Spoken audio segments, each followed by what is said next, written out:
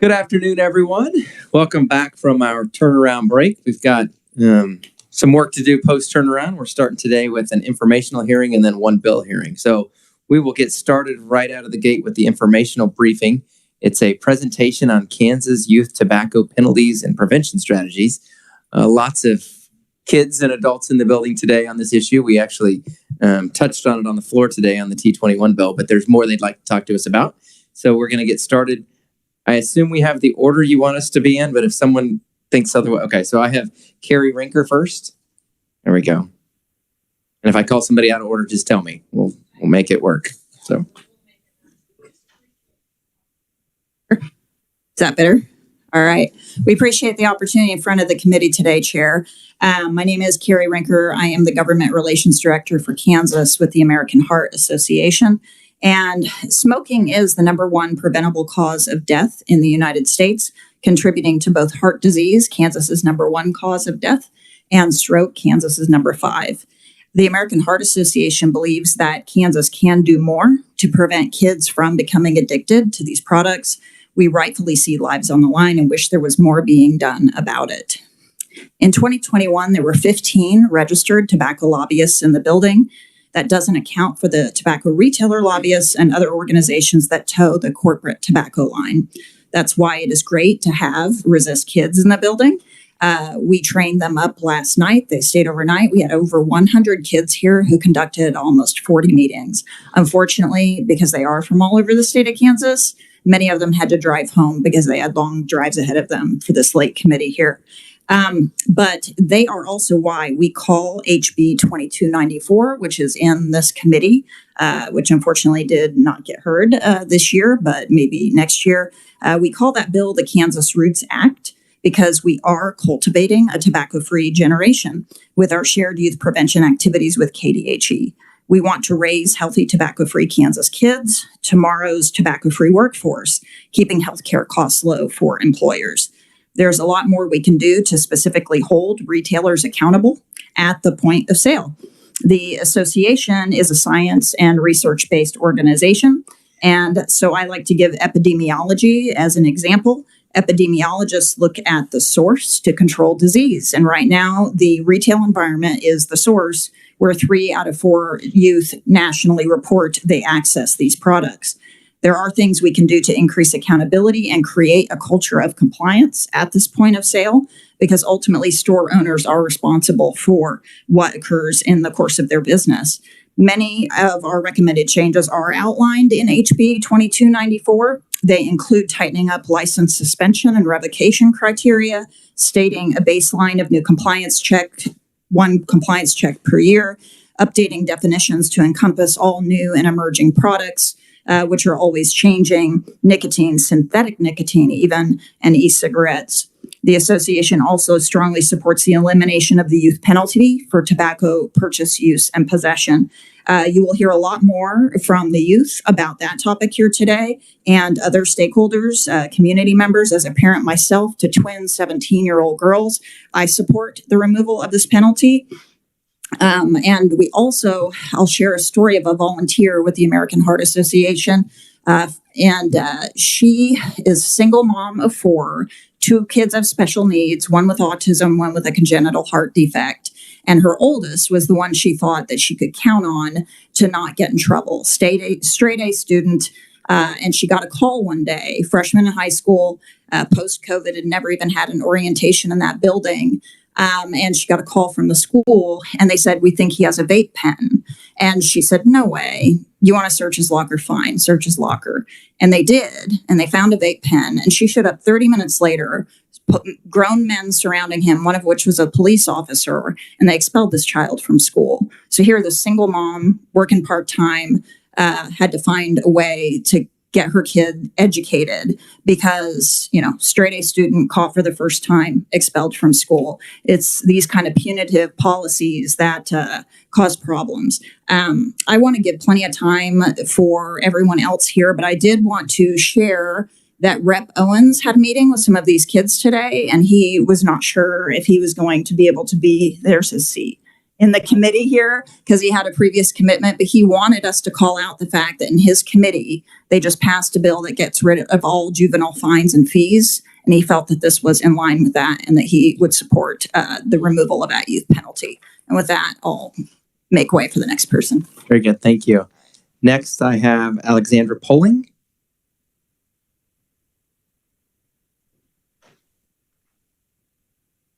Hello, I'm Alexandra Pulling. I would like to thank the House Judiciary Committee for having me, and thank you, Representative Patton. I'm Alexandra Pulling. I am a freshman at Baker University, and I attended Washburn Rural High School. So I'm from here in Topeka. And I've been a part of the Resist Youth Council since 2018 when I was in 8th grade. A speaker came in and told us about this opportunity for youth all around the state where they come together and help and promote youth advocacy. And this event has been something I've loved attending. Every year we host it. And it's so great to see all the youth that come and learn to do something new with this advocacy, which is something that's kind of scary. I'm almost a little nervous to give this speech. So through that program, it's been very helpful, and we've been able to get a lot, especially at the local level. Recently, the brand Juul was forced to settle in multiple lawsuits because of how they've been targeting teenagers and my peers. They have done this through claiming to be safer than traditional cigarettes, lying about how addictive their product is, and using younger models and ads along with fun flavors and imagery. And this is all done to promote the product, which convinced a lot of people to try it. As we know, our brains don't fully develop until the age of 25. Not only does that make youth more susceptible to these false advertisements, but it also makes it easier to get addicted. For years, Big Tobacco has been trying to hook adolescents before they understand what they are getting themselves into, and once they realize that it's a problem, it can seem too late. Withdrawal symptoms and the emotional strength required to break free from addiction only gets more difficult the longer you've been hooked. We can work to protect young people from this cycle through these lawsuits and settlements similar to the Juul one. Juul has claimed that this was a mistake of the past and wants to move forward with their original goal of helping current smokers quit. Unfortunately, we cannot trust the motives of a company that used all of these tactics to get youth addicted. While the Juul settlements are good news, it is not the most popular e-cigarette today. Puff bars and Vuse have surpassed Juul in popularity amongst teenagers. Puff bars are extremely damaging to the environment because they are disposable, and has started a new line of Puff Bar is very well known for their flavors, and they've started a new line called Puff Zero, which is a nicotine-free alternative to e-cigarettes. This has been marketed as completely safe, but it's often a gateway for people to start vaping with actual nicotine in it, or synthetic nicotine. And vaping anything is extremely bad for your lungs because all of the chemicals that are in it are also really bad to inhale. I recently was having a conversation with a friend who said she continues to hit dead pods because she just likes the feeling of inhaling the vapor. This is a clear sign of addiction that can be prevented in future generations. These brands are able to take the playbook from Juul and Big Tobacco of the past to keep youth addicted, and that's what we're here today to talk about. Thank you. Thank you. Good job, by the way. Erica Johnson.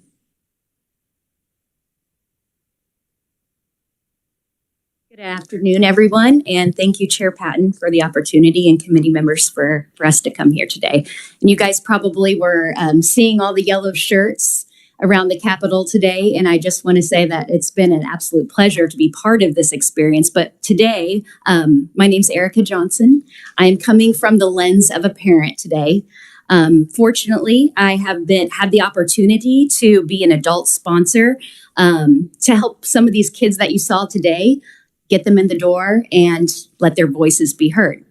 So just from the lens of a perspective of many of us in the room are probably parents, I just want to come to you today and talk a little bit about the problem and help provide some of the solution, which is from the voices of these kids that were around the Capitol today. So like my colleagues have already mentioned, Big Tobacco is making it so easy for our children to fall victim to their harmful marketing tactics.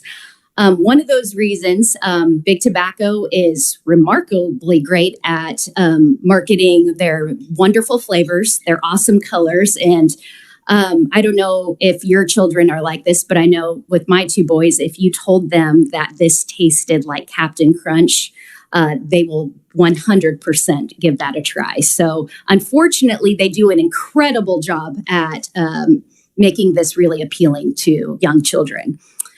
And also previously said, Juul has recently had the settlement of where $9.9 million is on the table.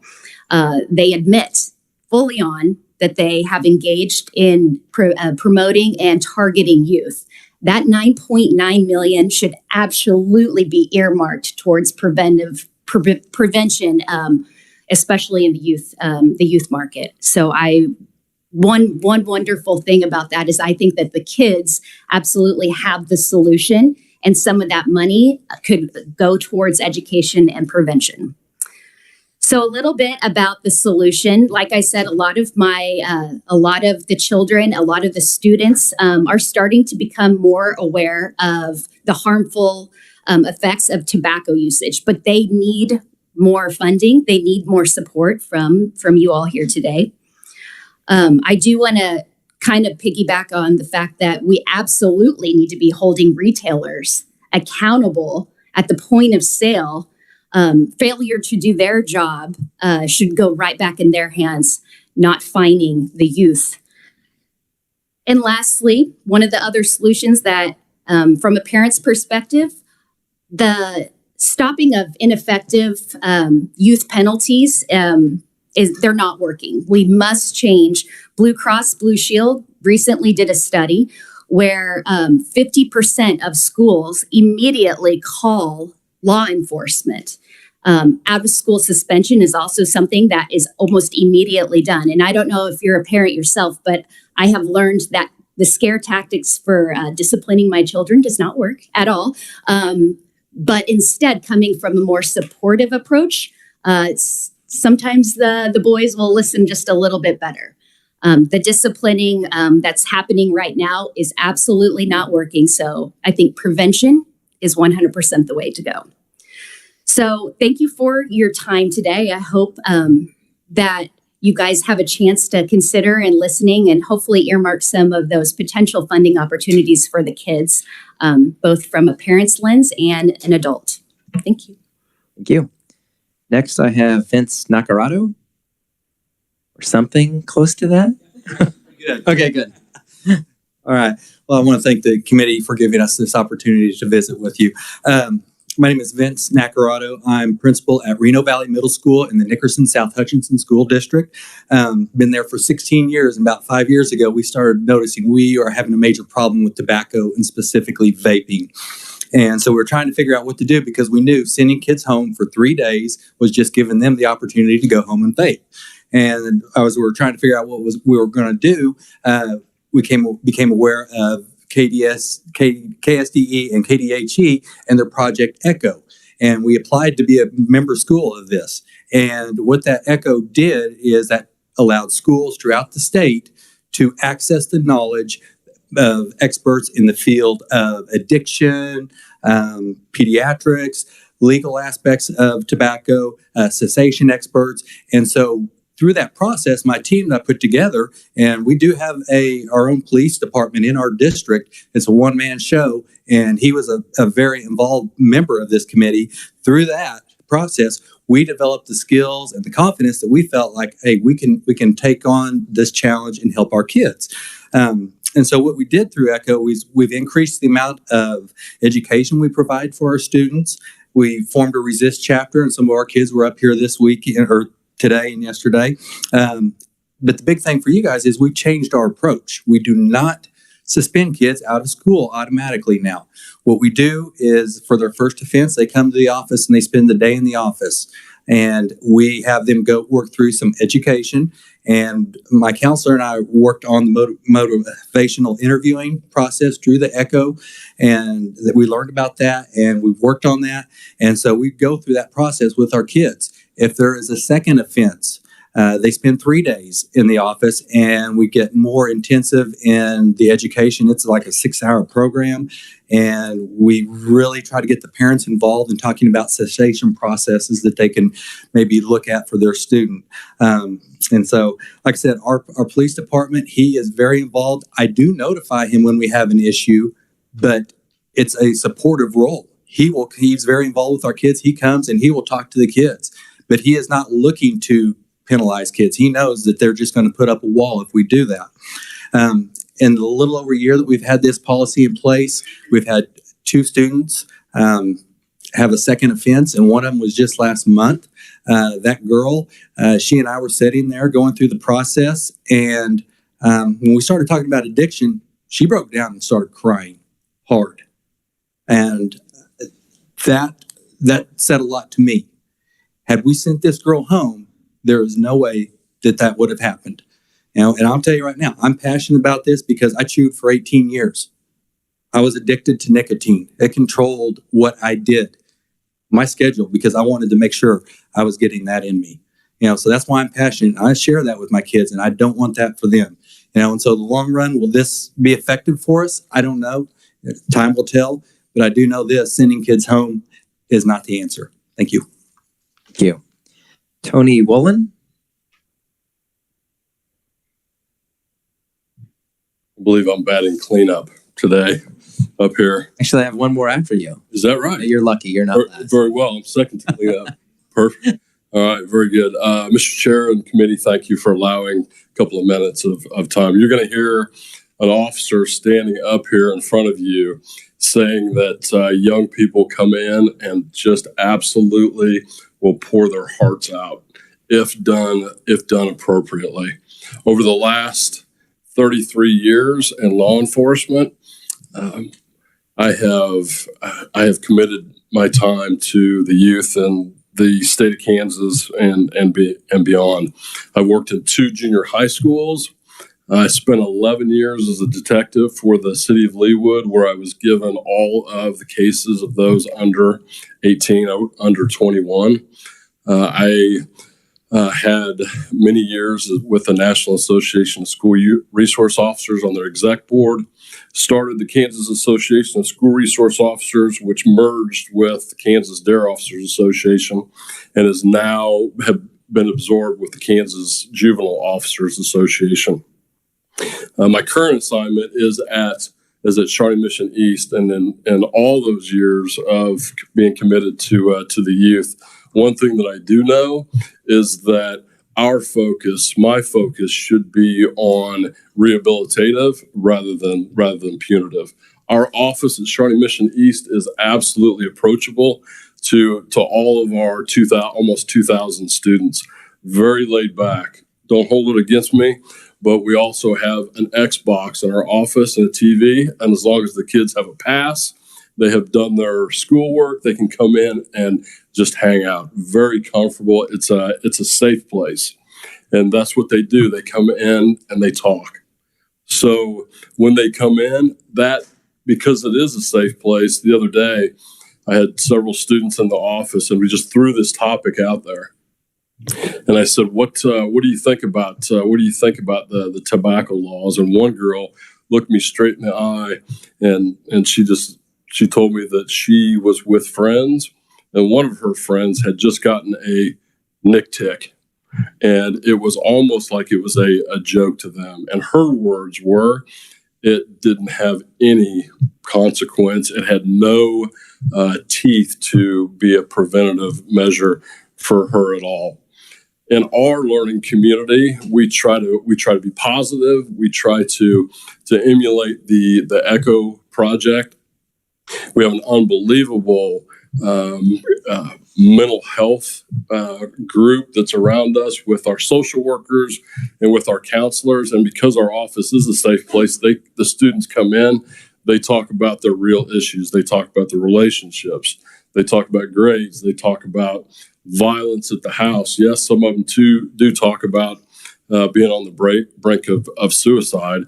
But it's true that so many of these young people, because as has been mentioned, their brains have not developed. They truly believe that the tobacco is like a buffer to them, so that they don't have to focus on the real issues that they're going through.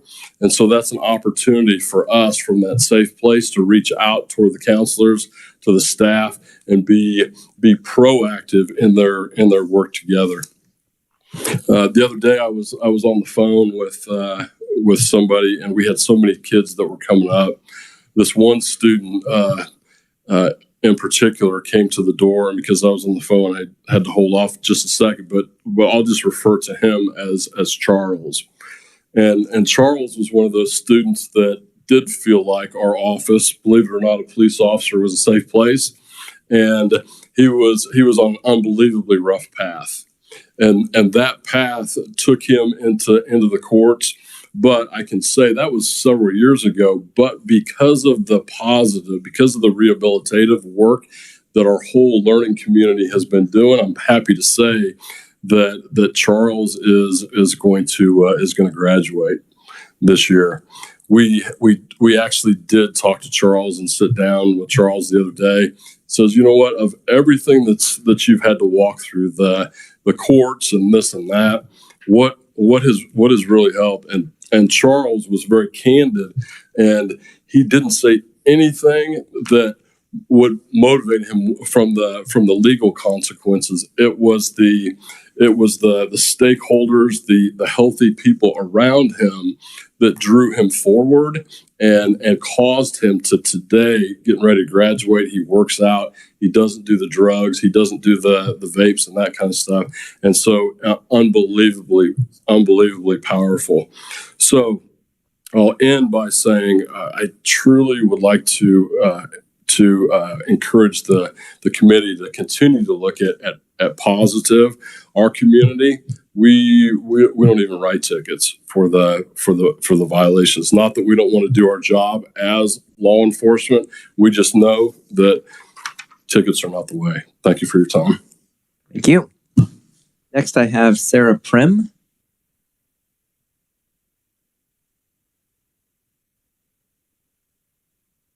Thank you. I'm Sarah Prim. Those are meant to be written comments. Well, we can do that. I do want to say how proud I am of the kids who came today and these adults who support them. And thank you for listening. Awesome. Thank you. We also have written testimony from the Kansas Department for Aging and Disability Services. Committee, any questions for anyone? Well, we're going to let them off that easy. Because I think Alexander would love to answer questions. Well, thank you all for being here. That was very informative. Next, we will move on to House Bill 2423. Open that hearing and have Natalie come up. Committee, I will point out that written opponent testimony from the Trial Lawyers Association did not come with the first group of the testimony that was emailed out, but it has since been emailed out. So make sure you reference the correct testimony there. So, Natalie. Thank you, Mr. Chairman. House Bill 2423 enacts the Act Against Abusive Access Litigation Act to create a civil action for determining whether litigation that alleges an access violation under the Americans with Disabilities Act or a similar law constitutes abusive litigation. And then it also authorized penalties for that type of abusive litigation. The bill authorizes a resident or the Attorney General on behalf of a class of residents who is subject to litigation that alleges an access violation to file a civil action against a party that initiated that litigation for a determination as to whether or not the litigation alleging an access violation is abusive litigation, which that's defined later in the section, and we'll go over that definition toward the end.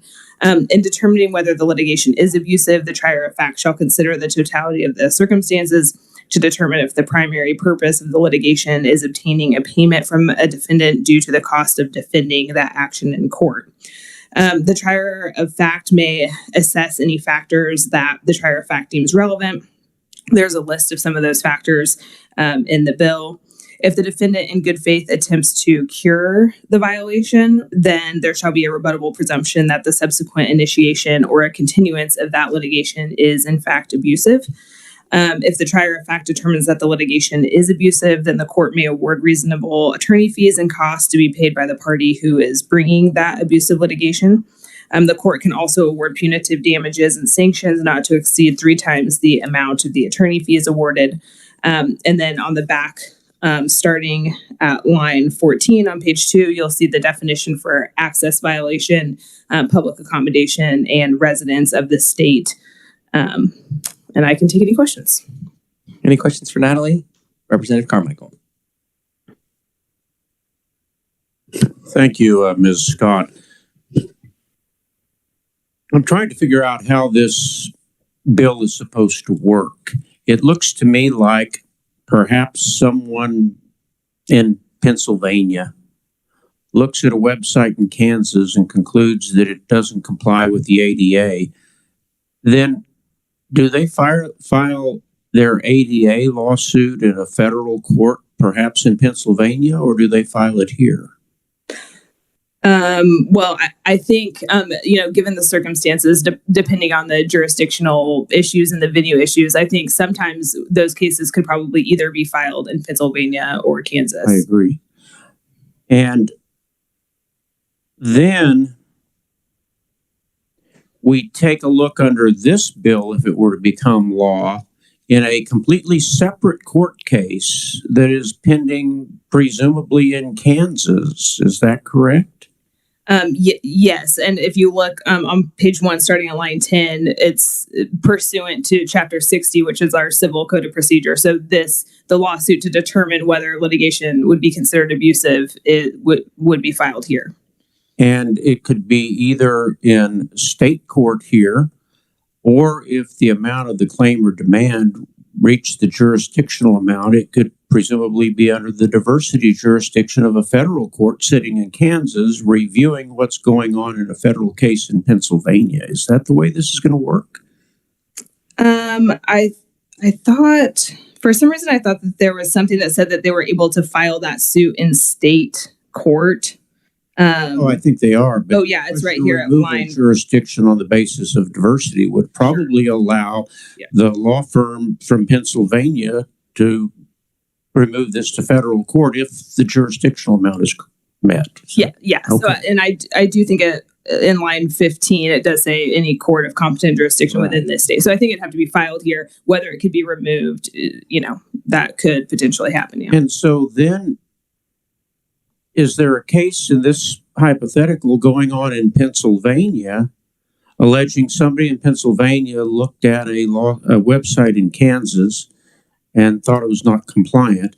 So we've got a federal court in Pennsylvania deciding the case on its merits, but then we've got a second case going on here in Kansas in the state or federal court at the same time to determine whether this is quote unquote abusive litigation. Is that the scheme?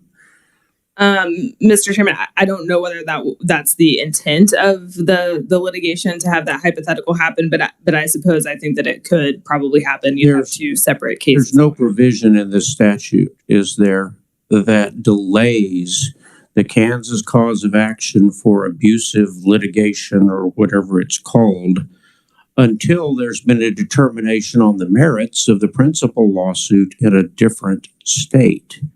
No, in fact, I think it's almost the opposite. So that lawsuit would be filed, and before the resolution of that lawsuit, you would be filing to determine whether the litigation is abusive. And then, under the definition of abusive, there are multiple factors here.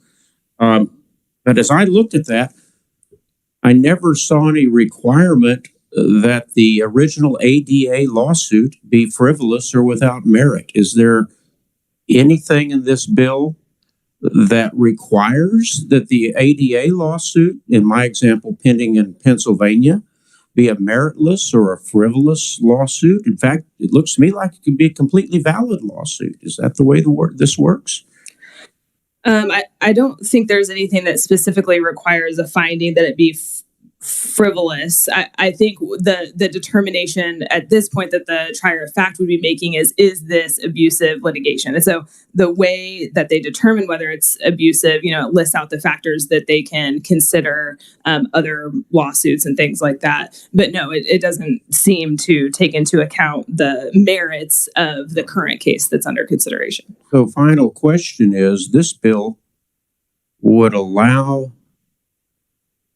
a valid lawsuit that had merit to also be declared as an abusive lawsuit based on things like the number of cases that a plaintiff's lawyer had filed, or whether or not somebody used the jurisdictional laws in federal court to select venue in Pennsylvania. But the entire lawsuit could be a very valid one, and still there'd be sanctions imposed under this bill. Is that correct? Mr. Chairman, I hesitate to say valid. The term valid is kind of interesting because I think the whole purpose is that the trier of fact is trying to determine whether this abuse is abusive. I think if they were to find it's abusive, they're kind of saying that it's not valid. But the only factor that kind of relates to the current lawsuit would be whether that defendant has tried to cure the alleged violation. The rest of them are, like you said, about other lawsuits. I know we've got some true experts waiting to testify, so I appreciate your patience with me, Ms. Scott and Mr. Chairman. Representative Heiberger. Thank you, Mr. Chair. The way I read this, there's an underlying lawsuit that someone alleges is abusive, and there's a secondary suit filed after that.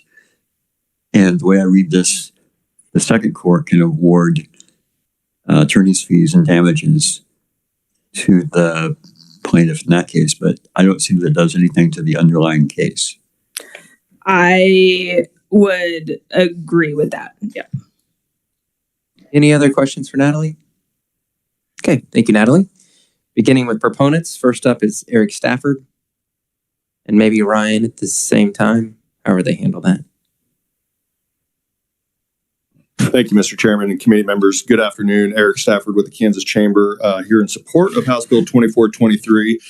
As you'll notice in our testimony, it is joint testimony where I'll turn it over here at some point to Ryan, probably when I start trying to get into the weeds and trip and fall. Giving a little historical perspective on ADA website litigation, 2017, the legislature passed Senate Bill 50 to stop what was defined as the unauthorized practice of law in the state of Kansas. As attorneys were, and Ryan can get into kind of the legal processes, reaching out for settlements for potential abuses of ADA compliance, dealing with websites, targeting credit unions and financial institutions. So the legislature passed Senate Bill 50 to address the unauthorized practice of law. That was signed into law to try to address this issue. And then from there, the attorneys have changed their practices, and now they're just filing lawsuits. And you have serial attorneys and serial plaintiffs who are filing all of these lawsuits with no real interest of correcting the wrong under the ADA website compliance, which really has no real formal guidance or application of what is in compliance and what is out of compliance.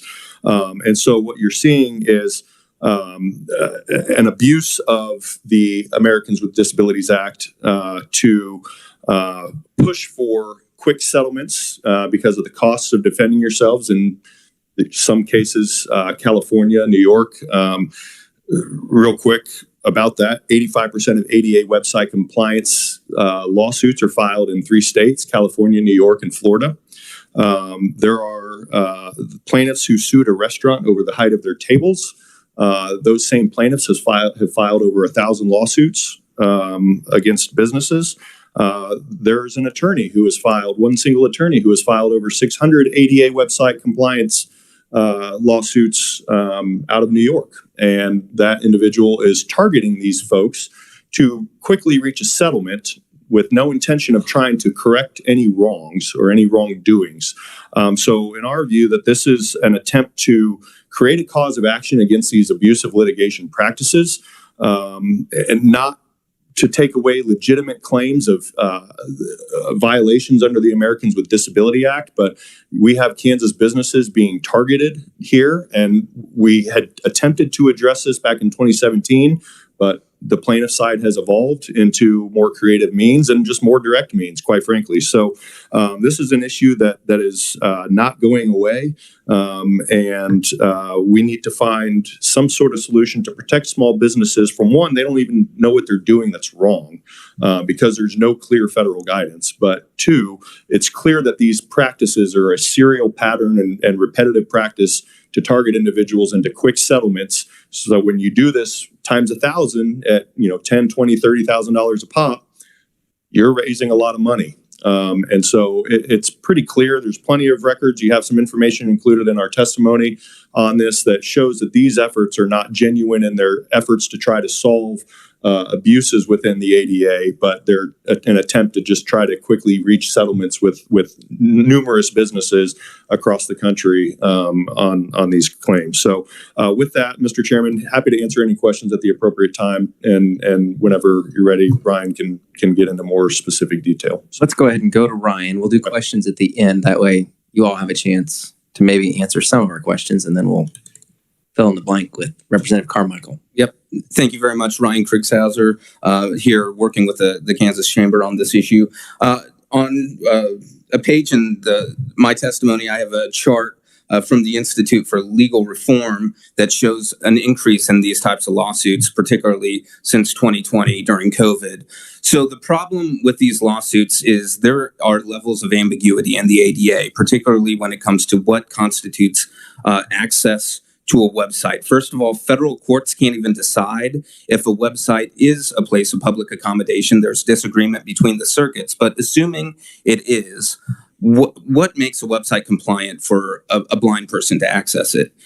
There's what's called WCAG 2.1, which is an international standard of website compliance that oftentimes plaintiffs will assert as the standard. That is not adopted by the federal government. The federal government for 7 years has said, we need some kind of standard. We realize this, but has not issued that standard. And in addition, even if you are compliant with WCAG 2.1, the plaintiffs still say that isn't enough, depending on the particular website. So there is really no way for small businesses to protect themselves against these types of websites because of the ambiguity in the law. And plaintiffs in New York and California are exploiting that ambiguity. And because the point of these lawsuits is volume. And when you're a small business in Kansas, you're trying to make ends meet. You have inflation issues, you have supply chain issues. And then all of a sudden you're hit with an ADA lawsuit that's filed in the Southern District of New York. How are you going to defend yourself? You go get a lawyer, right? And the lawyer says, this is in the Southern District of New York. I'm licensed in Kansas. We got to get local counsel. So you find a New York lawyer, and then they have what is called letter motion practice in New York. So before you can file a motion to dismiss, you have to send at least 2 letters, one to counsel and then one to the court, telling why you want to file a motion to dismiss and get permission to file a motion to dismiss. And then you can file your motion to dismiss or transfer venue, which all of these claims should probably be in Kansas, but they're filed in New York because it's more difficult and it costs more money to litigate in the Southern District of New York. And so turns out to defend yourself and just get the venue transferred to where it should be in the first place, it's going to cost you about $10,000 to $15,000. Guess what? To settle this case, it's going to cost you about $10,000 to $15,000. And that's why it's designed that way, is these plaintiffs have no intention of going forward on the merits of the lawsuit. In our example, opposing counsel since 2020 has filed 801 lawsuits. There are over 250 of those lawsuits active, with some plaintiffs having 10 to 20 lawsuits. And so it's clear that they're just going through mostly, and Kansas is perfect because we have small businesses. It's a rural state, and our margins on our businesses are not high. And so it makes it very difficult for them to get representation and to litigate fully these claims. And so what this is trying to do is create a tool for Kansas businesses who are in this situation. It doesn't interfere with the ADA lawsuit in the Southern District of New York, but it allows them to go to court here and makes the plaintiff's attorney come here to defend an action and puts in front of a judge, is this abusive? If this plaintiff's attorney has filed 801 of these cases, all of them have settled. None have gone on the merits, and they just basically all have the same settlement amount, and the settlement discussions are very one way. This is the amount, you got to pay it. Otherwise, let's keep litigating to force those businesses to spend legal fees. It takes that. So the ADA has a legal fee shifting provision. And so if you're successful in an ADA lawsuit, then the plaintiff can get their attorney's fees back.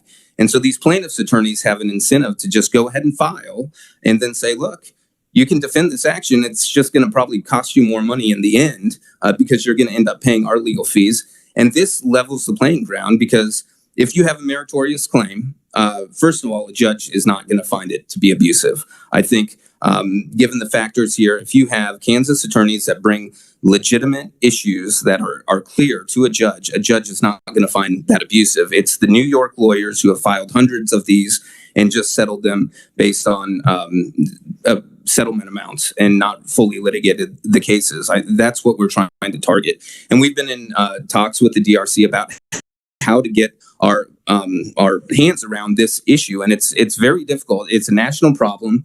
So what this bill does is actually take two approaches. Arizona tried a similar approach, and then Washington State had a problem with abusive litigation in the domestic context, and that's where this attorney's fee type assessment by a judge came from. Is really Washington State's approach.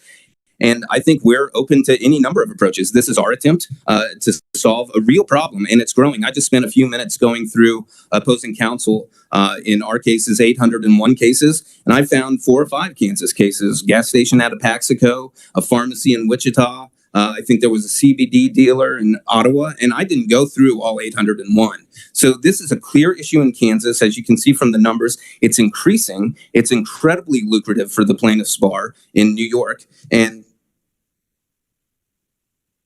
it's also become a cottage industry for New York defense attorneys. So our client didn't even know he was sued until these started showing up. They're nice, glossy, promotional material from New York firms that specialize in ADA lawsuits. And so it seems like there's a plaintiff's bar and a defense bar in New York that are making a lot of money off of small businesses, some of which are here in Kansas. And this is to provide a tool to level the playing field and say, look, if you're suing me in New York, I'm suing you in Kansas. If this is abusive, you have to pay our attorney's fees in both of those cases.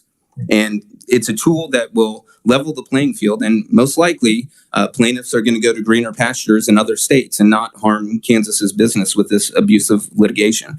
But in the rare instance where you did have a meritorious ADA suit, that doesn't mean that the New York court, if it actually got to the merits and got a verdict and a judgment, that doesn't mean that goes away. It just lessens the impact on the defending business because their attorney's fees at least are recouped from the plaintiff.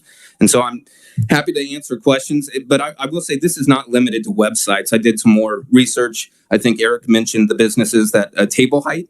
So attorneys went around to a neighborhood and measured the tables and sued a number of businesses based on the table height. They went out to get ADA compliance experts to come in. 3 of them couldn't agree on what the correct table height was.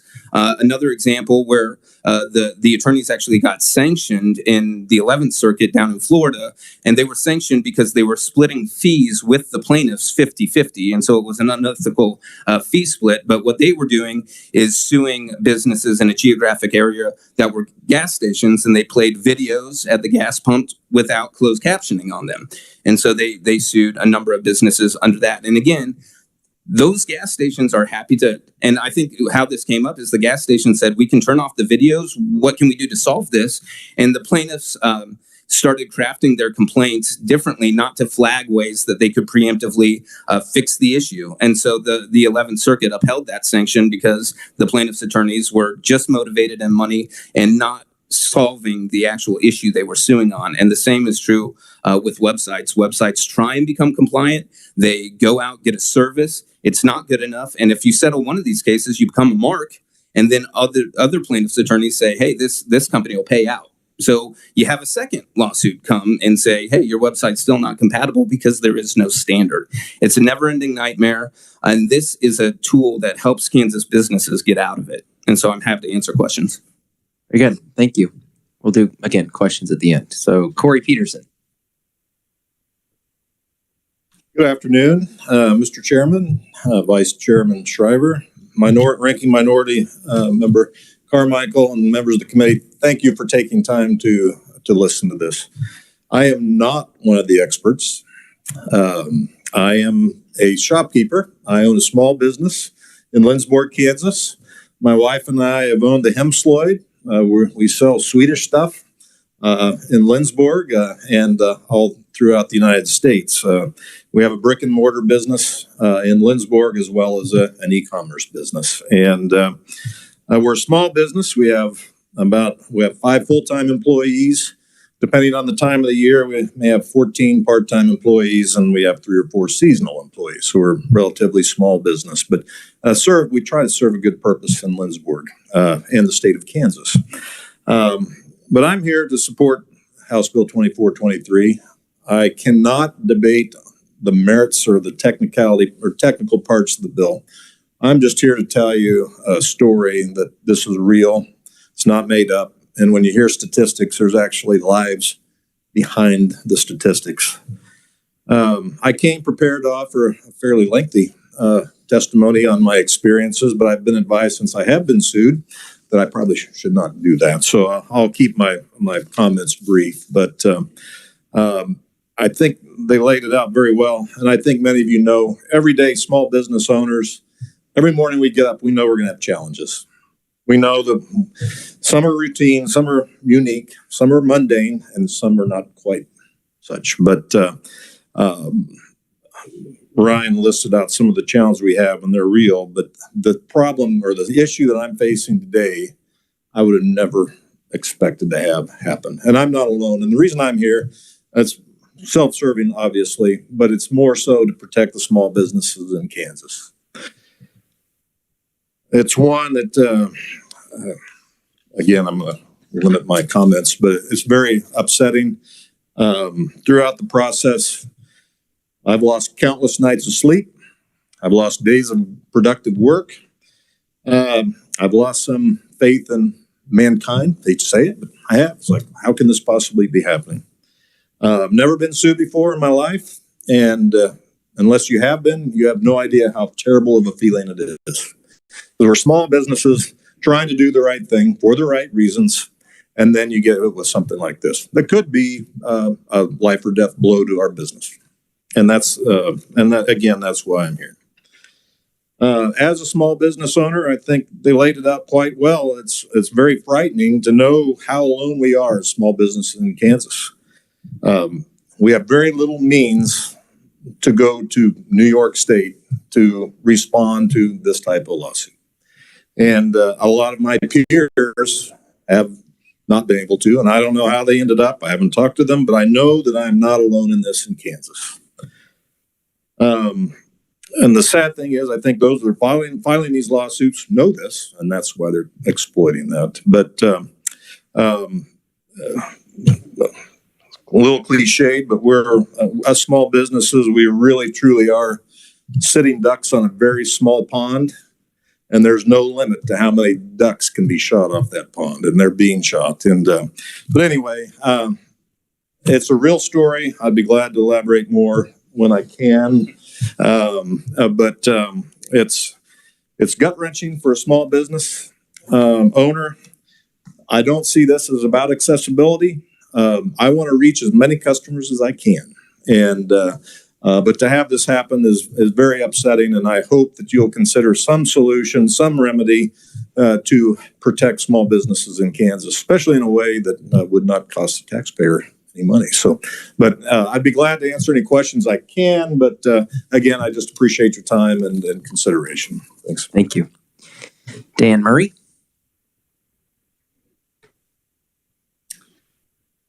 Thank you, Chairman Patton, members of the Judiciary Committee. My name is Dan Murray. I'm the Kansas State Director for the National Federation of Independent Business. I'm pleased to say that Corey and many members, Corey is a member of NFIB, and many small business owners like him are members of NFIB, and they're facing the same plight.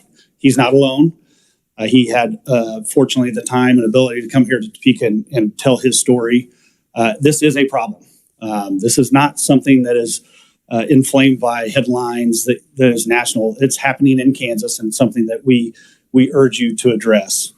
NFIB is the voice of small business. We represent about 4,000 small business owners from across the state, all kinds of folks, many of whom are retailers that have website presences, one of whom is Corey and others, and they have been attacked by predatory trial attorneys, and we view this bill as a positive step in the right direction to address this concern. Corey mentioned this, and certainly his voice means more than mine, because he's out in Lindsborg and in Kansas trying to make a business work, trying to do this day in and day out. So I'm here on his behalf, and Eric and Ryan are as well, in Topeka, trying to advocate for folks like him. But small business owners don't have in-house counsel. They often can't afford expensive attorneys that charge high rates to fend off predatory trial attorneys that seek to use this newfound tool that is ever increasing across the states to sue unsuspecting small business owners who don't have the wherewithal to fight back.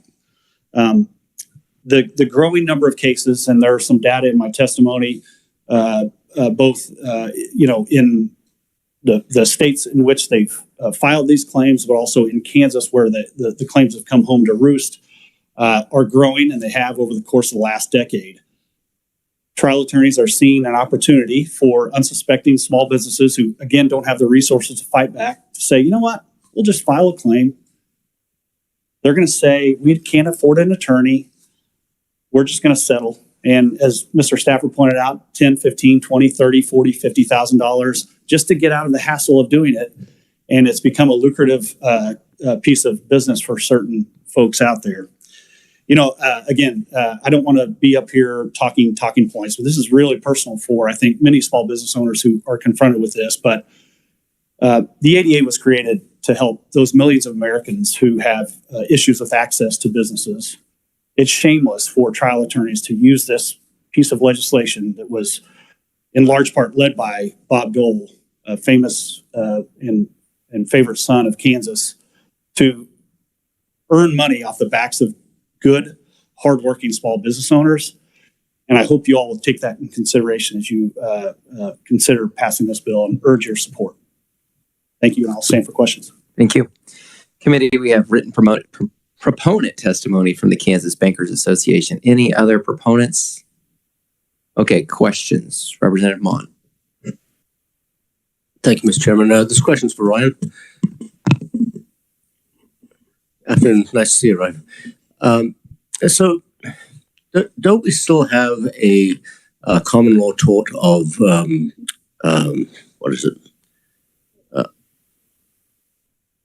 abuse of process? I mean, wouldn't this fall into that? So why would we need an additional statute? Yes. The problem here is not necessarily, and I think Representative Carmichael picked this up, it's not that these are, if litigated to the very end, the question of whether or not a website is accessible is unknown right now. But if litigated to the very end, are these claims technically meritorious? We don't know the answer to that, but assuming the answer is yes, the problem here is that there are hundreds of them, and they aren't intended to be litigated all the way through. And so it's a little bit different than just a lawsuit that is filed frivolously, completely frivolously, like an abusive process type lawsuit. And the Kansas Rules of Civil Procedure also has some safeguards, which the Trial Lawyers Association has brought up. But the question is, what if you have, let's say the table website, the table height issue, say that is an absolutely meritorious issue. We don't know that to be true. But then if you bring hundreds and hundreds of those without the intention of litigating those all the way through, that's what this is trying to tackle. whereas not a completely frivolous lawsuit one-off. In order to get to abusive process, do we have to litigate the case all the way through and actually see how it works out? Right. The next question, though, is aren't many lawsuits really intended to settle? I mean, as a practical matter, I think when we file lawsuits, there's incentive on both sides to bring it to the table and settle. I'm not. This is a problem, and I'm not questioning that. I'm just wondering whether there's other ways to do it rather than expand the KSAs endlessly. But I think you've probably answered my question. Well, I think the trial lawyers bring up, there are ways to deal with this in the litigation. Well, that's true. It's expensive, but you're right. I mean, you can get local counsel and you can get a lawyer and you can file a motion to dismiss and you can file a motion to transfer venue after your 2-letter motions. Yeah, it's just going to cost you thousands and thousands of dollars. So I think the problem here is that courts and lawyers are becoming increasingly inaccessible for Kansans and small businesses that don't have resources. And this is an exploitation of that. Representative Humphreys. Heiberger first, then Humphreys.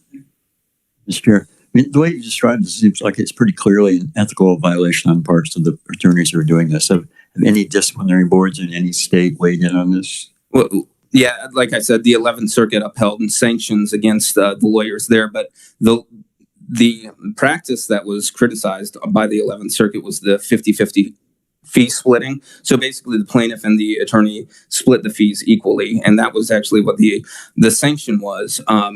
This is a hard problem to solve. And I don't know that you could say it's specifically like an absolute ethics issue that the Board of Disciplinary Administrators in New York, I might add, not here, wouldn't circle around. But even the DAs in Los Angeles and San Francisco, I mean, they're involved in trying to prosecute these under their Unfair Trade Practices Act. I mean, this is a big problem out there as well. And it's not a partisan issue at all, because those DAs out there are trying to use basically what their theory is that these attorneys have created a trust working together to set settlement amounts around $10,000 and are working in tandem with each other to do that in an unfair trade practice. And that's really how I see this bill. Is it's not so much trying to oversee the ADA or change the ADA. It's creating a statute here in Kansas that says we view this practice as an unfair trade practice, and it has consequences in making plaintiffs that abuse it pay attorney's fees. Representative Humphreys. Thank you, Mr. Chairman. I have 2 questions. The first one is, can you give us a little bit of history on when we passed that unauthorized practice of law and kind of where I remember that? So where did we go wrong and why isn't that fixing? Right. So this was an issue for the bankers, and I think they mentioned this in their testimony that because the plaintiffs were targeting financial institution websites, but the way they were going about it then was saying, hey, here's a demand letter. We've prepared a draft settlement agreement for you, so why don't you go ahead and sign that and send us the money and we'll get out of your hair. And so the unauthorized practice of law statute was increased to mimic Texas's, where sending someone a settlement agreement that the lawyer drafted is a presentation of legal services. And so that stopped that practice. And what they do now is just sue you. They don't even send you a demand. You just start getting these. And you find out that you've actually been sued in federal court, and they take about 4 months to get around to serving you because they have hundreds of these things. And so this is your first notice that you're involved in a lawsuit is New York Defense Counsel trying to get you to buy their services. Okay, and then if I can ask one other question, that I one thing I don't understand is if we pass this and then the trier of fact is going to determine that maybe that litigation is abusive. Is it abusive because they do it all the time, but it could be meritorious? I mean, there could be merit to it. So what happens to that case? I mean, if, kind of what would this actually look like? So the way I would foresee it working is you basically get a designation of abusive litigation if you're successful in the Kansas case, and that opens a judgment that will lie dormant until the New York case is resolved, and then that judgment will be the attorney's fees that the defendant spent in defending both prosecuting the Kansas case and defending the New York case. What would make it, like, what are the elements that would make it be abusive? So those are the factors in the bill. I think where you bring the action, like if you're bringing it in the Southern District of New York to make it more difficult to defend, the number of lawsuits, I think, is a key determination. If you're bringing hundreds of these, I think that's a large issue.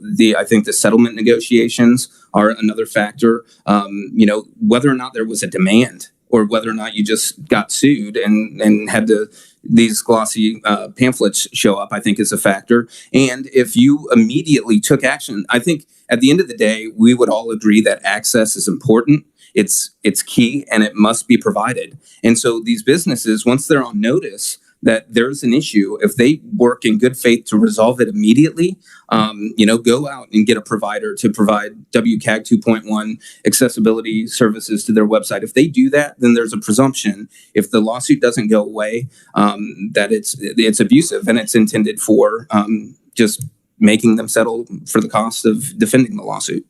That's helpful. Thank you. Yeah. Thank you, Mr. Representative Kincannon. Thank you, Mr. Chairman. I'd like to ask Corey a question, but I don't want to get you in any trouble. But I'll just say so much for the nice, quiet retirement in Lindsborg. Yeah. He's got a great shop, by the way, if anybody would like to visit. So I'm sorry if I missed this, Ryan, but I'm looking at your chart on frequency. Do we know how big of an issue this is in Kansas? Is there a way to track the number of them for Kansas businesses? I think there would be a way, but I think someone would need to actually research it. What I did is go on to Pacer, the federal court system, and did some searches based on our opposing counsel in our case. And like I said, I was able to find 4 relatively quickly. But I think if you did an overall analysis of Pacer cases in the Southern District of New York, you could start to understand how big of an issue that is. I just don't have the time or resources to go through there and study each of the cases. Sure. Well, I'll just say I just mentioned this to one of our colleagues that sits by me in appropriations and who owns a business, and come to find out he's had this happen. So, I mean, most of the businesses just settle. They're yeah, like, that's what he said. I don't It's want to be cheaper. involved. They call up plaintiff's counsel, and the plaintiff's counsel says, yeah, $15,000. They write the check, and thank good we're done with that until the next one comes along. Yeah, that's what he said. It's cheaper than trying to deal with it. So right. And it's intended to be that way. That's why it's abusive. Wow. Representative Osman. Thank you, Mr. Chairman. I have a question, and I don't know who to address this to, so I'm just going to throw it out into the universe and see who might catch it. As I listen to proponent testimony, it reminds me very much so of 20 years ago with Kazaa and Napster, and those organizations that you would download a piece of music, and then the owners of the copyrights would send you a notice of violation, and you would be expected to pay. They would have a settlement agreement right there, $1,000, $1,500, whatever amount that wasn't necessarily to litigate. And the goal of it wasn't necessarily to determine the truth behind the matter. There might have been fault or not, but it was really to get this quick settlement again and again. Now, obviously, we don't deal with that much these days because, streaming and that copyright violation isn't happening so much there. So it's kind of taking care of itself. But I guess the question that I have is, how else was that resolved? Was there any federal statutes that were put into place that helped to litigate or mitigate that? Was there some sort of other issue that helped to resolve that issue other than state level, statutes that were put into place? And I was in college back then, so I don't know that much about that situation. But I believe Napster was sued for violation of copyrights, and I think that was a big part of it, is that litigation, because the copyright holders were saying, this streaming service basically using a collective server among number of users is violating our copyright. And I believe that's one of the reasons why Napster had some serious blows to its business. I don't know if it put it out of business, but I think that was part of it. But I don't know if there was specific federal law that was passed on it. Thank you very much. I'm not looking to necessarily take this conversation fully into 20 years ago, merely to just ask the question of, was there a solution that we found from that time period that we could better utilize here today? I mean, if the Department of Justice would give a clear standard on what website accessibility is, that would help significantly. They just haven't done that because there's disagreement, I think, even within the ADA community about what accessibility means. And so if the federal government issued a standard, that would help solve the problem, but they haven't done it. Representative Titus. Thank you, Mr. Chairman. Two questions. The first, Ryan. So could we see a statute like this used as a de facto defense in legitimate ADA lawsuits to try and drive up costs for legitimate plaintiffs? I'm skeptical of that. I mean, having litigated cases that have attorney fee shifting awards, judges are very cautious about implementing those. And so I think the same would be true here as well. And those factors, you would have to, you could raise this, but I think a judge fairly quickly, if it's a legitimate access issue, I don't think a judge would find it abusive. Thank Mr. Murray for the next question. So, thinking about the size of the businesses that are in your organization and you represent, is this really dependent on the Attorney General being willing to do this? Because you're still going to potentially incur cost to hire an attorney to file this. We'll just counter action in Kansas court. I mean, it may be cheaper than the Southern District of New York, but you could still lose that case if it's not quite excessive, and then you've got a $15,000 or $20,000 bill plus your other $15,000 or $20,000 bill. Thank you, Representative. To start off, the average, so of our nearly 4,000 members, most of them are below 10 employees. Corey mentioned he has 5 employees. So we're talking over 90% of our members are less than 10 employees. So absolutely resources are an issue. I think the intent of this bill is to create, to make these lawsuits less desirable.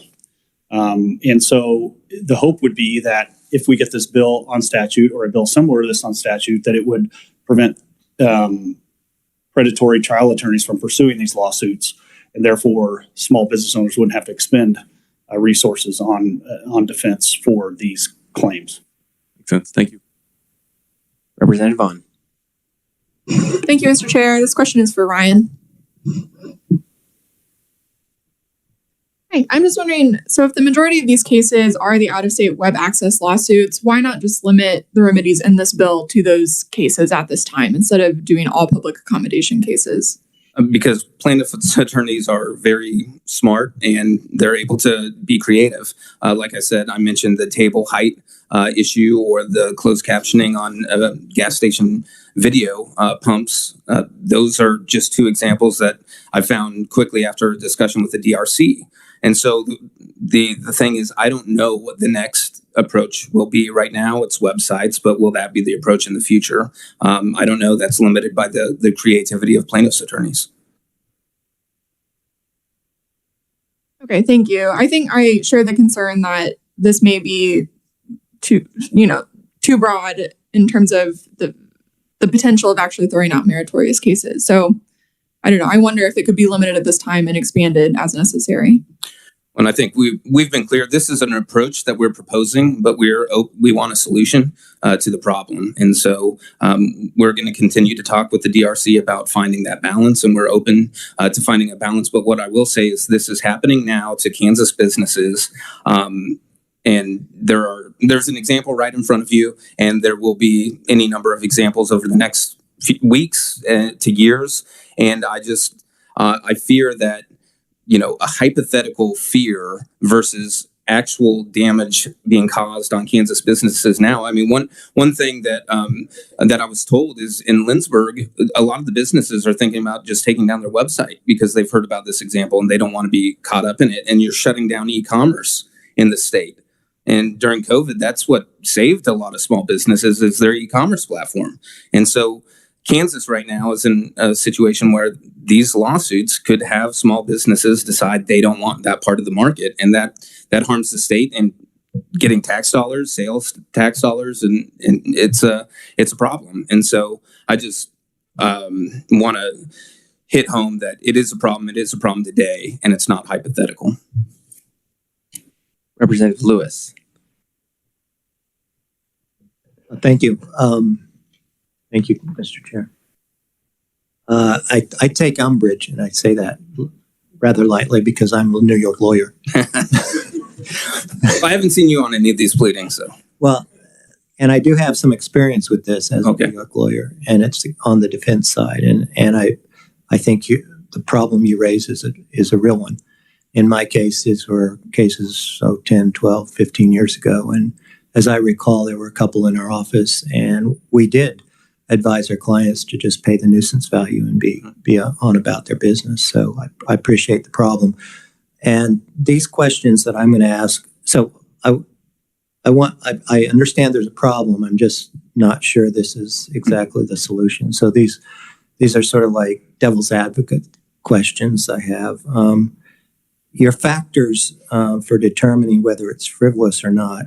I mean, as a litigator, you choose a forum for various reasons. One is because if you're practicing in an area, it's easier for you to go into those courts that you know. Mm-hmm. And if you don't choose an advantageous court, then you're not doing your job for your client. So in some sense, you're telling you're punishing the lawyer for doing, on the plaintiff's side, for doing the job they're supposed to do. That's one concern I have. Settlement discussions. I'm not sure what you had in mind there about it. Explain what is a settlement discussion that would cause a Kansas court to say that's abusive. What would that look like? Yeah, I think what we're looking at is whether or not there was a prior demand to solve the access problem prior to filing the lawsuit. If they raised the access problem and had a discussion with the business and the business attempted to solve it rather than just going straight to court in New York, things like that. Or bleeding, just making people go through motion practice without giving any settlement offer until the fees are enough that, the defendant cries uncle, things like that.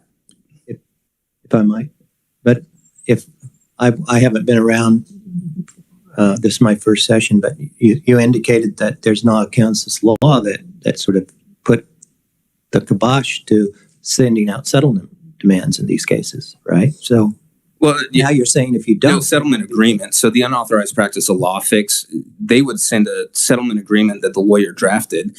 Demand letters happen all the time, and they happen all the time in Kansas. So these settlement agreements you're talking about would be sent by non-lawyers? No, they were sent by lawyers. So basically, I send a demand letter with the settlement agreement, with the settlement amount in it, and the unauthorized practice of law statute was changed to make that an offering of legal services by the New York attorney.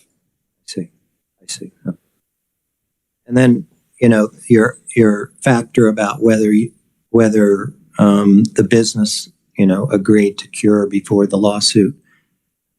I appreciate that, but I guess I think that's a problem with the ADA.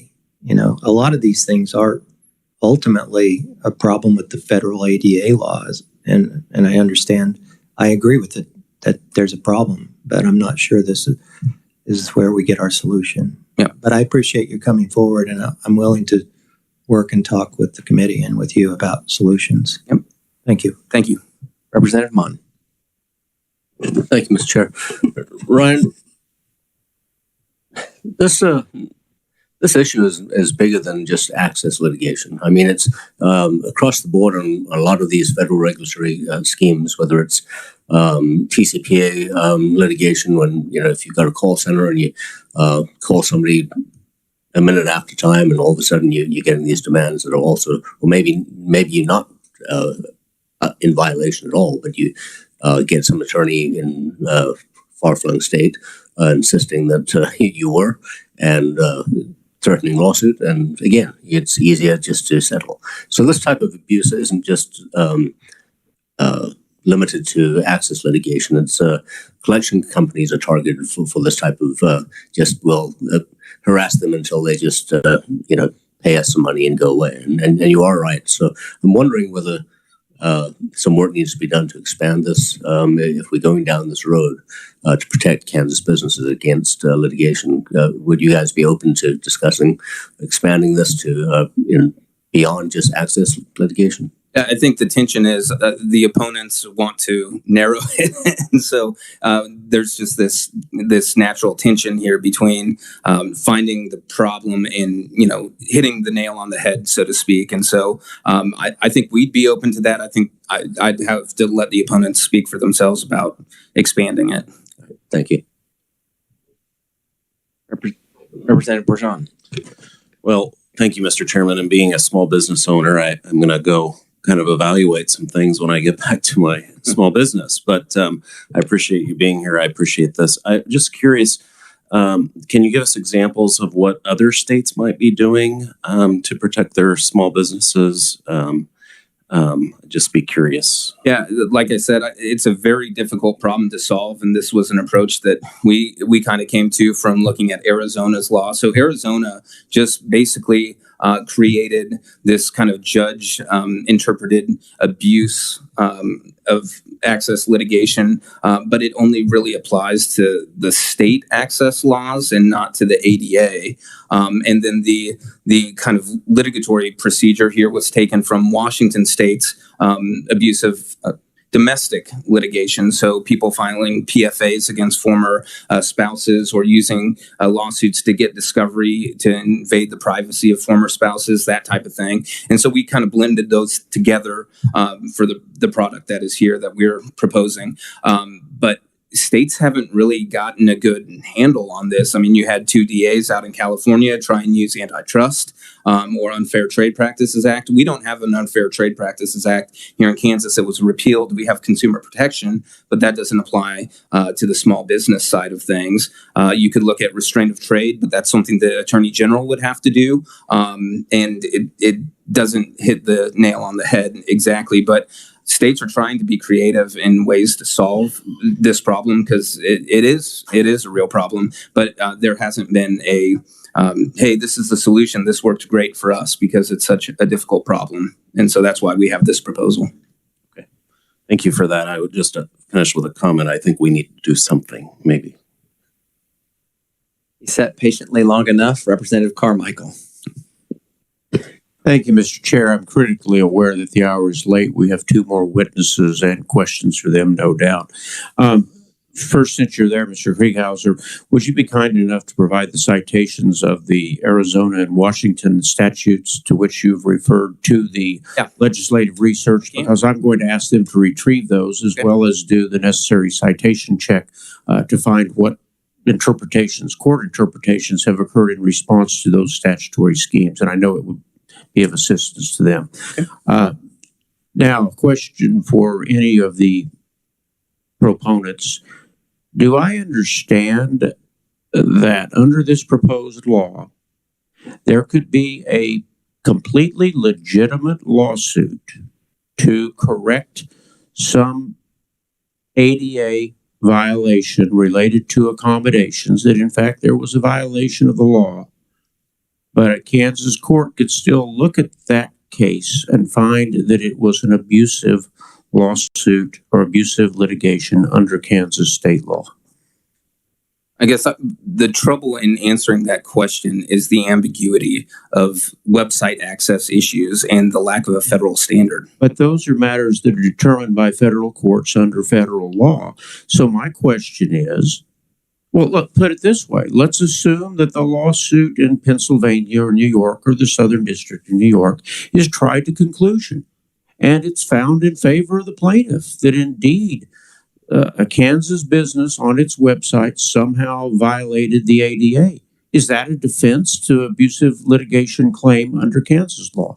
Or could you have a case that was abusive under your law, your proposal, and at the same time a verdict for plaintiff in the Southern District of New York? Yeah, assuming, let's say, the Southern District of New York is tried to completion and it's found that the plaintiff was correct.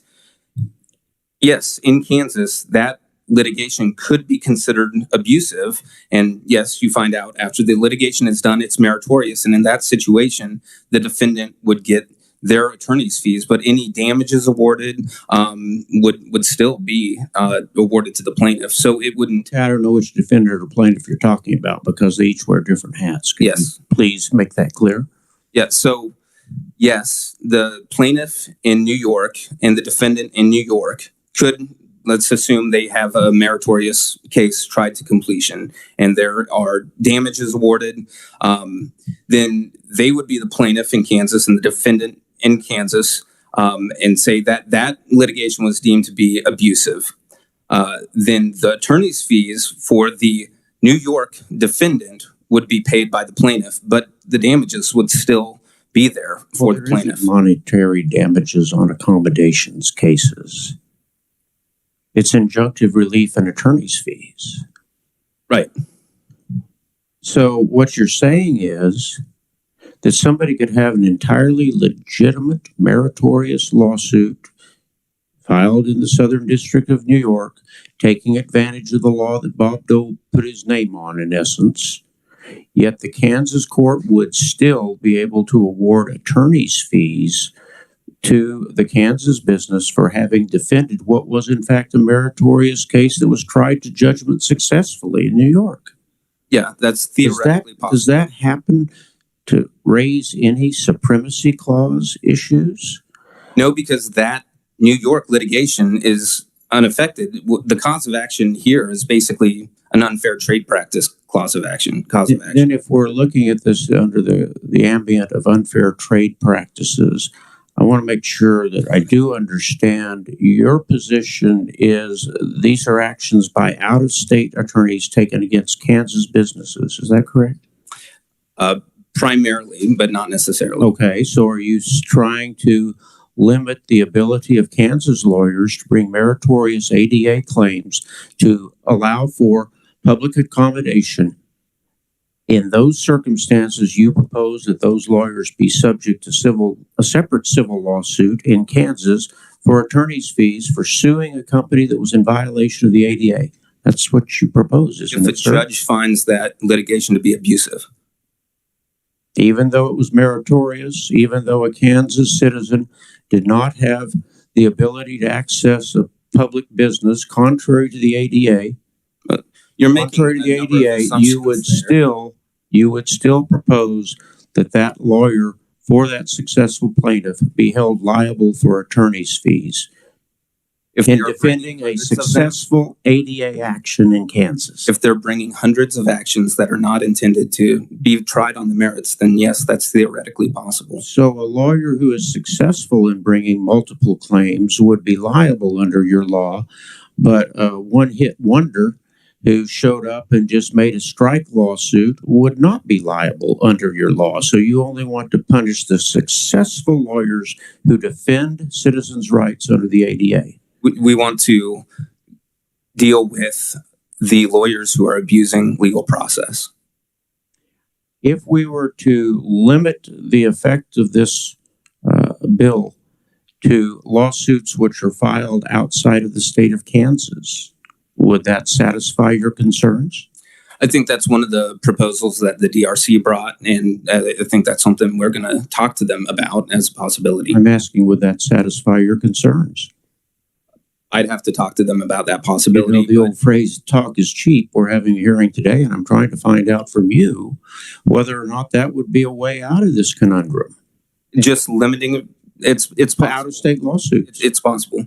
I would like to research more about the industry here in Kansas and whether or not, because some of these claims are geographically located, not related to websites, like the table height issue would have to be brought to in Kansas, or the closed captioning on videos at gas pumps, those would have to be brought in Kansas. And so the abusive access litigation isn't limited to website litigation. So has there been any lawsuit brought in Kansas, to your knowledge, which would constitute an abusive lawsuit or abusive legislation, abusive litigation under this legislation? Yes. Where? When? Who? My client right here. No, that lawsuit was brought, I believe, out of state. Oh, yes. I'm talking about lawsuits filed in Kansas. No. Aware of any lawsuit in Kansas, state or federal court, that would constitute abusive litigation under your proposed law? I'm not aware of any. Okay. There's a whole bunch of other really good questions, but the hour is extremely late. Thank you, Mr. Chair. Thank you. Okay, committee, let's move on to opponents. I have two that I think are going to testify and then a couple written. So first, Amy Heighton, and Amy is on WebEx. Hello. Thank you, Representative Patton and members of the House Judiciary Committee. My name is Amy Heighton. I am an attorney licensed to practice law in Kansas, and I'm also the executive director of the Topeka Independent Living Resource Center, which is a disability advocacy and service organization that is run by people with disabilities. I have submitted written testimony as well that sort of outlines sort of globally kind of our agency's position with respect to opposition to attempts to limit the ability for disabled people to enforce the provisions of the Americans with Disabilities Act, such as they are, given that I think it was mentioned earlier that really what those amount to are generally injunctive relief, fixing, any accessibility issues, and then the ability to request compensation of attorney's fees as well. I thought it was really interesting. A little while ago, the testifiant used the sort of the term "hitting the nail on the head." When I had been reading this legislation, I'd been thinking actually of a phrase that my grandfather used to use, which was driving a toothpick in with a sledgehammer. I thought that at some point in time, there had been a discussion, I've been sort of on the periphery of those, that this was really just intended to cover website litigation, but it's clear from the testimony today that limitation actually is not, or that representation is not what this is intended to do. And so I can tell you that for 20 years, I've been at the Topeka Independent Living Resource Center. I was in private practice prior to that. And I have myriad stories of people with disabilities since the passage of the Americans with Disabilities Act who've had, all kinds of issues negotiating accommodations so that they could be able to get into and to use all kinds of businesses in the state. Now, obviously, I think as I mentioned in my testimony, because we regard the ADA as having been passed in the collaborative spirit, as a general rule, we've always been able to sort of work those issues out without a need to file any type of litigation. And so, although we're sort of peripherally aware of some of these types of issues with respect to, attempts to abuse the ADA, that's not really been the reality, for those of us who have actually actively litigated in Kansas for the past 30 plus years. I think primarily, I just do want to emphasize that as an attorney, as someone who represents actual disabled people, okay, and we sort of are acting like this isn't an attorney to attorney issue. If an award in Kansas courts are made for this under this bill, it's not an attorney who is expected to pay that other attorney's fees. It is a disabled person. That is who the litigant is. And so as an attorney who represents people making these types of claims, I will be required to say to my client, to people who come in and say, hey, look, I've tried to work it out. I really, need to get into this doctor's office, or I really need to get into, this public accommodation, that at the outset, without respect to any outcome of their litigation, they need to be prepared to pay attorney's fees for the other side in the event that this type of case would be brought.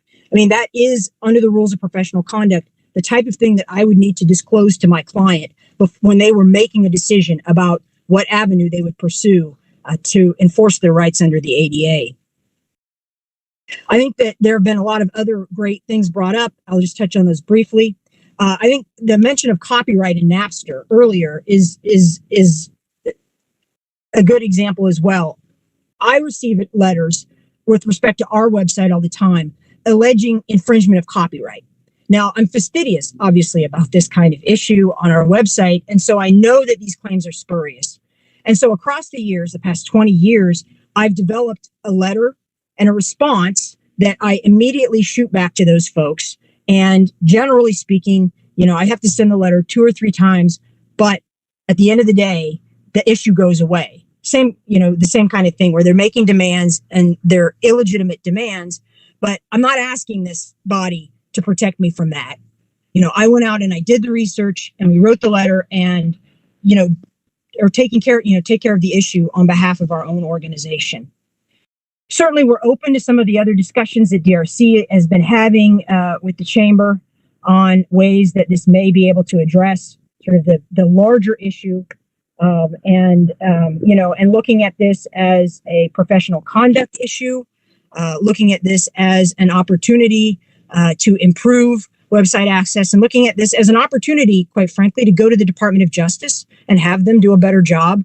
They've got all kinds of standards with respect to other compliance, 504 compliance. This is what's called 508 compliance. Certainly working together collaboratively to get those types of guidance done and clarified is something we stand absolutely in support of and willing to help with. That's really kind of enough for me. I appreciate the opportunity. Thank you again. And thank you for all the excellent questions. And we'll stand for questions if there are any in the future. Thank you. Thank you, Amy. We're going to hear from Lane first, and then we'll do questions. So Lane Williams next. Yes, please. Red light. Okay. Thank you, Chair Patton, members of the committee. My name is Lane Williams. I am the legal director at the Disability Rights Center. I've explained what our office does in our written testimony today.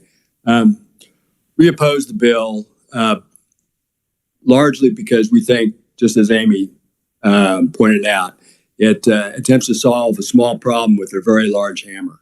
And we're not opposed to trying to address abusive litigation being filed using the ADA in this manner by out-of-state attorneys filing out of state, but we oppose it very much that it will include lawsuits filed within the state of Kansas by litigants trying to seek their remedies under the ADA. And from our perspective, this bill, if it were to be enacted, would be a large deterrent to bringing any type of litigation under the ADA. Because, as Amy said, it'd be my duty to tell my client, well, you have this problem with getting into a convenience store, accessibility into a convenience store. Well, there are thousands of convenience stores in the state of Kansas, and there have been, and our office does litigation regarding physical access. Amy Heighton does hers. There's other attorneys, but not very many. And so any firm or attorney could end up doing 10, 12, 15 of these throughout the state for individuals. And then I have to tell my client, well, if we file this lawsuit, then you potentially are subject to having either the state of Kansas or the store owner countersue for damages under this statute. So that becomes a deterrent in itself, because then your client, who doesn't have any money in all likelihood to pay any fees like that, has to then say, well, how much is this worth it for me to get into the store? Because now I'm subject to being penalized just for bringing the lawsuit, because your firm or your organization brings multiple lawsuits that are very similar throughout the state. And I can tell you, it doesn't, we can say, well, it may or may not happen, but the fact that it's out there, I doubt that anybody intended the ADA to be used in this way, but these are the unintended consequences of enacting litigation, statutory remedies. And so we don't know what would happen down the road, but I can tell you that, there's going to be a day when somebody is going to look at this and say, hey, this is a way for me to avoid having to deal with this anymore, whether it's meritorious or not. Another point regarding in-state litigation, we have remedies. The courts have tools in order to be able to address what would be malicious litigation such as this. There's standing issues. There's, I think I cited a 10th Circuit case out in Colorado regarding web access litigation brought by a tester, and the court specifically found that that individual doesn't have standing to sue. We also have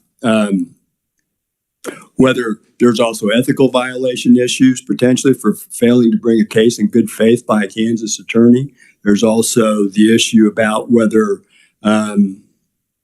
the Rule 211 in Chapter 60 could apply for bringing a lawsuit that that the attorney does not bring in good faith. So there are tools in Kansas to address issues. If there's a way to be able to address out-of-state issues, out-of-state litigation that's spurious only for attorney fee issues and not for really solving any problems, we're certainly open to discussion about that, because we agree that the ADA should not be included in that, be used in that manner. I just want to make one point about litigation over tabletop heights. For the most part, physical accessibility issues are based on guidelines that have been implemented by the federal government under what's called ADAG, ADA guidelines. They're accessibility guidelines, and they set this is how high the sentence would be in order for a person using a wheelchair to be able to get underneath the table. Those types of standards exist out there. And it's substantially different than when we're dealing with website accessibility issues for which the guidelines have not been established at this point. So I'll stop there. Giving it. Very good. Committee, you have written opponent testimony from the CanCare Advocates Network and the Kansas Trial Lawyers Association. Any other opponents? Questions for the opponents? Representative Mon. Thank you, Mr. Chair.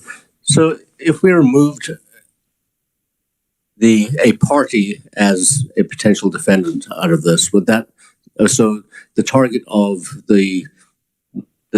this act would then fall on the law firm or the attorney and remove the plaintiff of the potentially abusive action? Would that satisfy some of the concerns?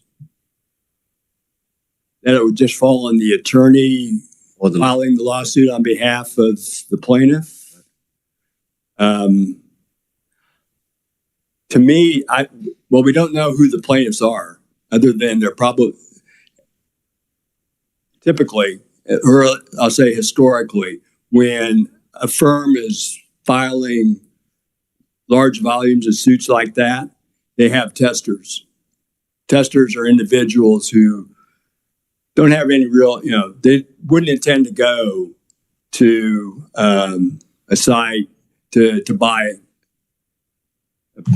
I think, a towel bar or something like that. But they're employed to do that. I don't know if that's the case with all of these other with the individuals who filed suit against Kansas businesses, but aside, I do have a question whether the Kansas court even has jurisdiction over that plaintiff or the attorneys in that issue. But that's something that would have to be resolved down the road if there is legislation on that. My general feeling is anybody who's trying to abuse the ADA in order to get money, just for the money purposes, we don't support. Yeah, Amy, did you have something?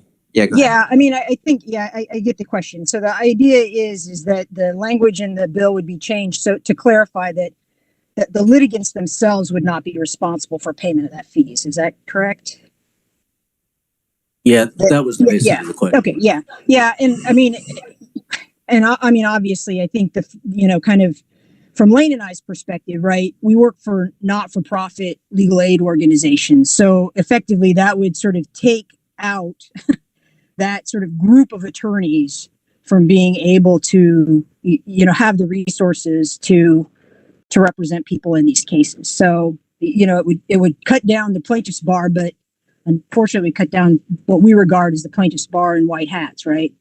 And then the other issue my only other concern with that really would be that I'm pretty sure that the rules of professional conduct may have, something to say about that with respect to, impartiality or, an attorney's ability to make decisions based on their client's best interest versus their exposure. But that's, I'm way outside of my, over my skis on that one, but thank you. Other questions? Do not see any. Thank you. Thank you. Appreciate your time. Definitely. Thanks for being here. I'm going to close the hearing on 2423. I encourage everyone to keep visiting. I know you've had discussions. Please keep having those. Keep me posted. This is a House bill, which means we don't have as much time. So if you want something to move forward, those discussions need to happen quicker than if it was a Senate bill. Committee, that is it for today. No meeting tomorrow. No meeting Monday. A new agenda will be coming out shortly. We'll have one bill hearing on Tuesday, one on Wednesday, and that's kind of where we're at this point. So it will come out as soon as Kathy can get that updated, which is likely tomorrow. That's it. We're adjourned. See ya.